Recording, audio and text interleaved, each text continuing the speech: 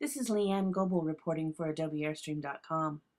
At the Colorado New Play Summit, I sat down with playwright Eric Schmeidel to talk about his adaptations of Colorado author Kent Haruf's novels, Plainsong and Eventide, commissioned for the stage by the Denver Center for the Performing Arts. Both books center around the Batchelor McFerrin brothers and their life in fictional Holt, Colorado.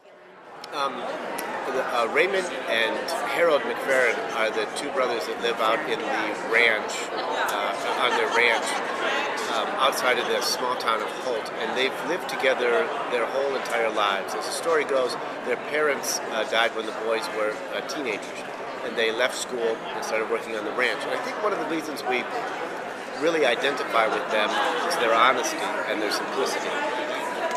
They're not simpletons by any means. They're very accessible and complex characters, but they're very honest and true to who they are. And I think that's one of the things that I personally connected to with them. Also, as the story of Plainsong evolved, we learned that they take a chance. They're presented with this opportunity to bring a young girl into their lives who's pregnant and in need of some help. And at a very late point in their lives, they agreed to change their lives and take her into their small house. And because of that choice, their lives transformed in ways that they never expected, ever. I caught up with Kent Haruf at a reception following the world premiere of Eventide. What's it been like for you to have your fiction translated into theater? Well, it's a great thrill, obviously. I had some reservations about letting it happen several years ago, before Plainsong was released, because I'd had some experience with filmmakers that I did not like. So I was reluctant to turn the material over to anybody else. But it was clear to me very soon that Kent Thompson was going to do a serious piece of work, that he was intent on doing justice to the book, whatever that means. And so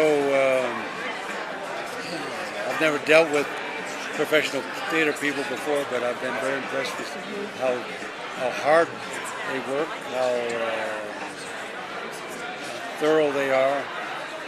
This particular company is so kind and cordial to one another. That was impressive and unexpected to me. And as we've always said, Eric Schmeidel is just an outstanding playwright. And the adaptation that he's made has been, as we talked about, true to the work. And he and I have gotten along absolutely cordially without ever any kind of conflict. What else is it about Colorado that makes this work so unique and yet so universal?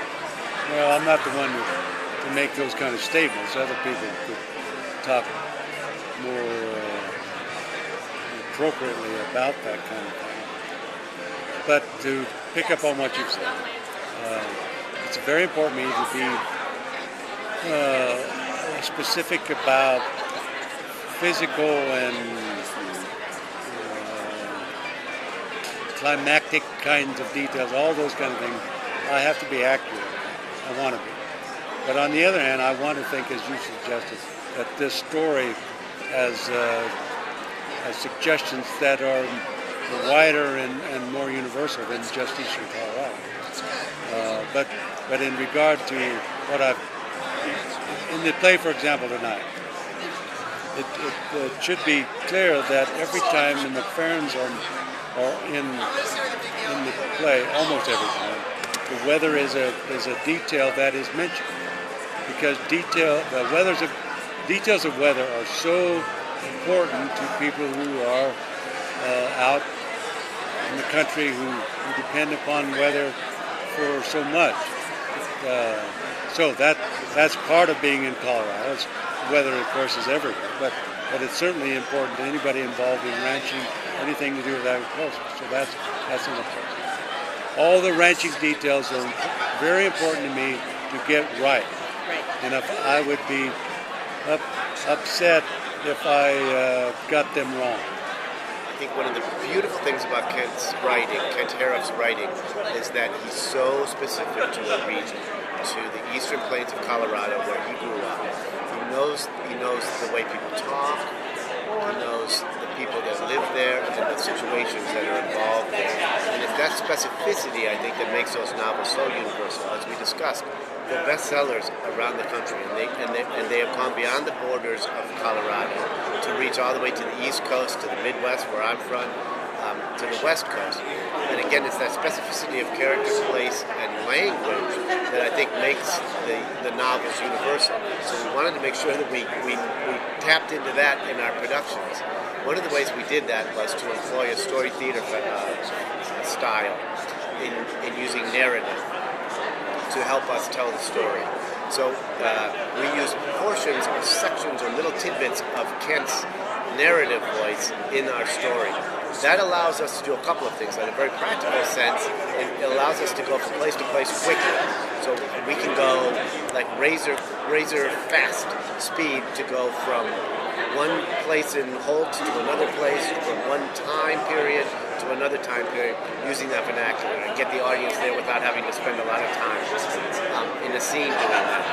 It also enables us to explore the setting even more.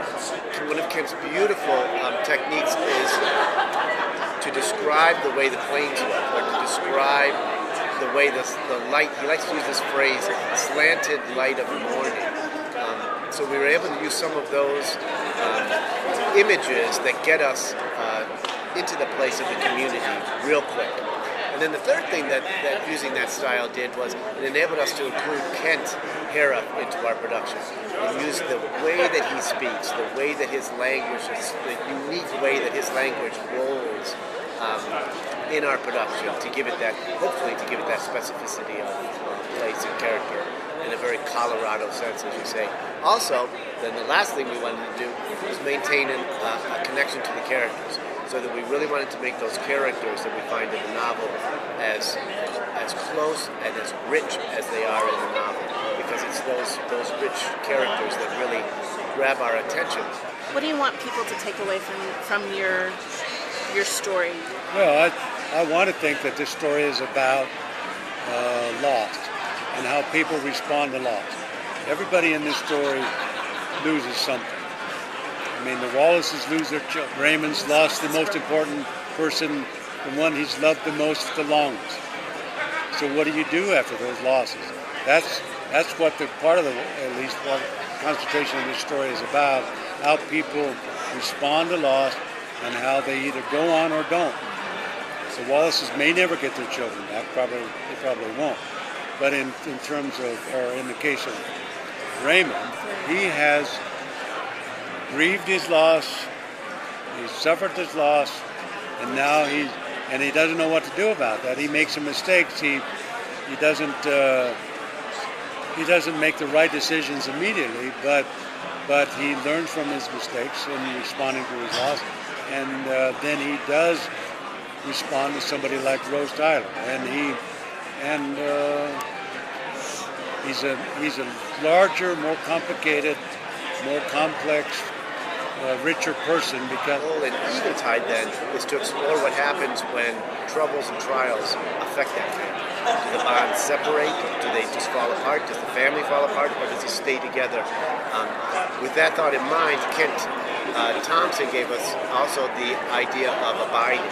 Kent Haruf uses a little tidbit of the hymn, Abide With Me, Fast Falls the Eventide, in the beginning of the novel. And so Kent Thompson gave us that as sort of a goal to shoot for, abiding. How do we abide with each other? How do we stay with each other? How might we support each other? I haven't yet. All my stories are set in both I Colorado. know, yeah. I've written 4 novels. I'm They're all writing a there. 5th novel now. They're all set in. But for me, what Old Colorado has become a place of legend, a place almost mythic or archetypal.